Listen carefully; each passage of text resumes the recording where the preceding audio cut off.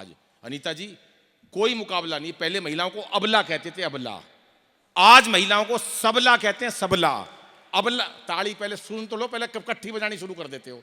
अबला किस लिए कहते थे मैं बताता हूं, सबला क्यों कहते थे मैं बताता हूं। अबला इसलिए कहते थे, पति खर्चे के थोड़े पैसे देता था, पैसे खत्म हो जाते थे, पत्नी पति के पास जाती थी, पैसे खत्म हो गए, अबला। इतनी तगड़ी बात कोई नहीं बताएगा हिंदुस्तान में, तो अबला कहते थे। आज नारी सबला है। हाँ, अब बजाएंगे ताली जिसके समझ में आ जाएगी। कोई मुकाबला नहीं नारी शक्ति का। नारियों के बारे में परवीन भाई ने बताई, क्योंकि उनकी वाइफ आई हुई है, बीच में ऐसे बैठी है जैसे द्रौपदी मुर्मू नहीं हो। हाँ, होते हैं ना ऐसे लोग जो बिल्कुल विशेष होते हैं, एक बड़ा पद पे बैठे रहते हैं, मैं प्रणाम करता हूं, लेकिन सर नारी शक्ति का कोई मुकाबला नहीं है। आप घर में इतने से चावल हो, इतना सारा भात बना देंगी, मेहमान भूखा नहीं जाएगा, ये नारी की शक्ति है सर। हाँ, उन्होंने बजाई है ताली जो लुगाई के वो गुलाम है। आज इतनी सी सब्जी हो, इतना सारे बना के दे देगी, ये महिला की शक्ति है, मेहमान भूखा नहीं जाता। इतना सा आटा हो, इतना सारा कर देगी, रोटी बना देगी, मेहमान भूखा नहीं जाने देगी, ये महिला की शक्ति है। इतनी सारी चीज को इतना कर देगी, ये महिला की शक्ति है। इतनी सी टेंशन दे दो, साड़े की खाट खड़ी कर देगी, ये भी महिला की शक्ति है। हाँ, बड़ी देर से तालियां बजा रही थी, महिला इतना खुश हो रही थी जैसे कोई कितना गजब की बात कह दी है। लेकिन ये मेरी बहनें, मेरी माताएं, ये मेरा परिवार है। पहले गांव में पंचायतें होती थी, चौपालें लगती थी, एक दूसरे से मजाक करते थे, कोई बुरा नहीं मानता था। आज दोस्तों क्या हो गया है, हम जरा सी बात का बुरा मान जाते हैं। दिक्कत जिंदगी में जब होती है, जब हम हंसी की बात को तो गंभीरता से लेते हैं और गंभीर बातों को हास्य में उड़ा देते हैं साहब, ये दिक्कत पड़ती है। एक बार जोरदार ठाका लगा दो ओम प्रकाश जी।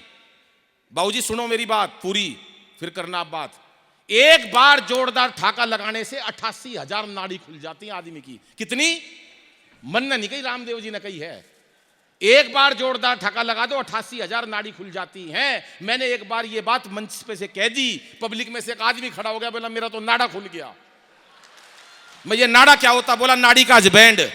मैं कैसे? बोला इस पे एक ही मात्रा नहीं होती। बजाओ मिलकर ताली। अगले कवि को आमंत्रित करता हूं, जिनका नाम, जो वो कवि हैं जिनकी मैं 1 मिनट की भूमिका आधे मिनट की इसलिए बनाऊंगा, दिनेश रघुवंशी जी। वो नाम जिन्होंने नित्य प्रति एक मुक्तक, एक क्या ना जाने कितने मुक्तक वो हर रोज लिखते हैं। आज उनके खाते में हजारों मुक्तक आते हैं। विधानसभा और लोकसभा में उनके मुक्तक कोट किए जाते हैं, और तमाम मंचों पर जहां उपस्थित नहीं रहते वहां पर भी उनके मुक्तक सुनाए जाते हैं। माँ पर, रिश्तों पर, तमाम उन्होंने मुक्तक सुनाए हैं। और मुझे लगता है कि शायद उनके मुक्तक सुनकर जितने भी लोग बैठे हैं, जो भी संस्कार की बात आज मंचों से हुई है, वो बताएंगे संस्कारों की बात क्या रहती है। मैं चाहता हूं एक बार, प्रमोद जी आप जा रहे हैं क्या?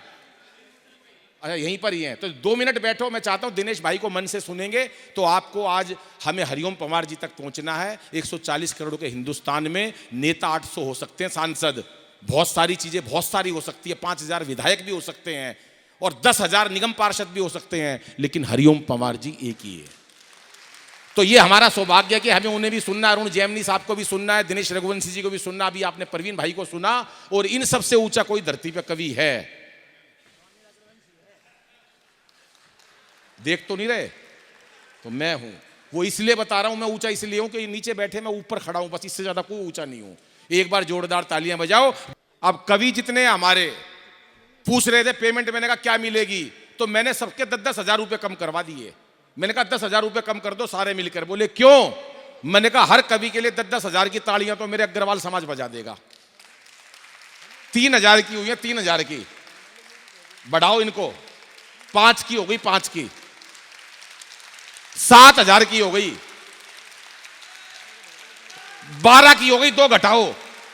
लड़की के पिता से कहा, सुनिएगा, केवल 1.5-2 मिनट की कविता है, लेकिन जो बातें मंच से हुई मैं उसको कविता के रूप में ढालना चाहता हूं। ये मैं केवल अग्रवाल समाज की बात नहीं कर रहा हूं, किसी समाज की कुरीति बता रहा हूं जो आजकल होने लगा है।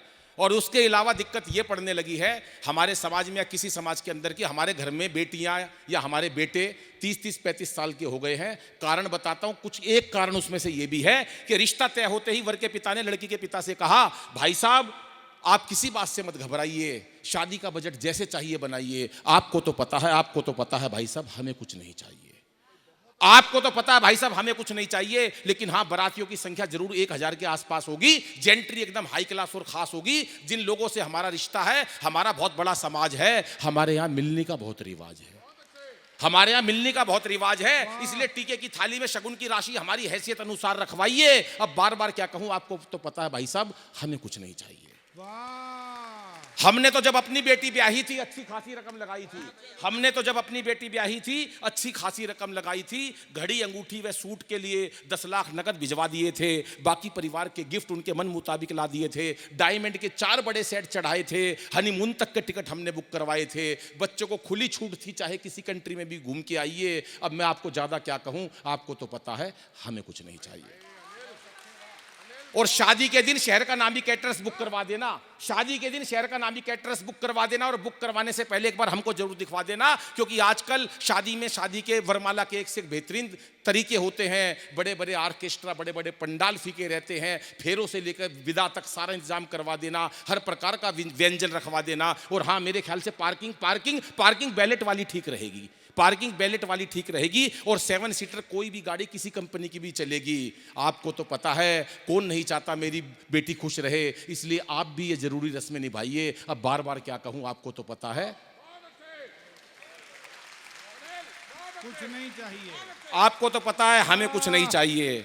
और साहब, वाह वाह, खानदानी लोग, वैसे तो खानदानी लोग जितना कहते हैं उससे अधिक लगा देते हैं। वैसे तो खानदानी लोग जितना कहते हैं उससे अधिक लगा देते हैं। कुछ तो इतने भले होते हैं जो बाद में एफडी तक करवा देते हैं। आखिर रिश्तेदार ही तो रिश्तेदार का सहारा है। जो आज तुम्हारा है वो कल हमारा है। इसलिए दिमाग पर किसी प्रकार का बोझ मत लाइए।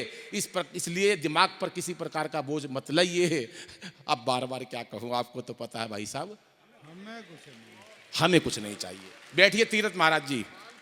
मधु गोपाल जी सुनिएगा, मैं केवल 1.5 मिनट में अपनी बात कहता हूं। मैं हाथ से नहीं, केवल पवार जी को सुनने आए हैं हम। और आखिरी 30 सेकंड आपके लेना चाहता हूं। कोई बोझ मत लगाइए। अनायास ही लड़की का पिता बोल उठा। अनायास ही लड़की का पिता बोल उठा। यूं अपनेपन की बातें करके भाई साहब हमें और मत रुलाइए। हमें अच्छी तरह पता चल चुका है भाई साहब कि आपको कुछ नहीं चाहिए।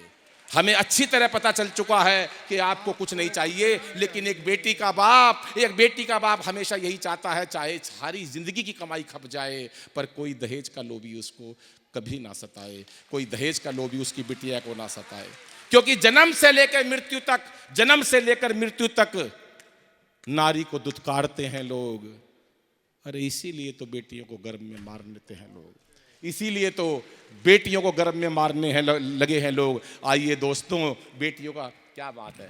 आदरणीय ने माला पहना के स्वागत कर दिया अगर मेरे नंद किशोर जी ने, तो इसका मतलब ये है मेरी ये कविता सार्थक हो गई। एक बार जोरदार तालियां बजाएं। कविता की अंतिम पंक्तियां पढ़ता हूं। जन्म से लेकर मृत्यु तक हर पहलू पे नारी को दुत्कारने लगे हैं लोग, इसलिए बेटियों को गर्भ में मारने हैं लगे हैं लोग। आइए मित्रों, सब मिलकर एक संकल्प उठाए, बेटियों को बचाएं, बेटियों को पढ़ाएं।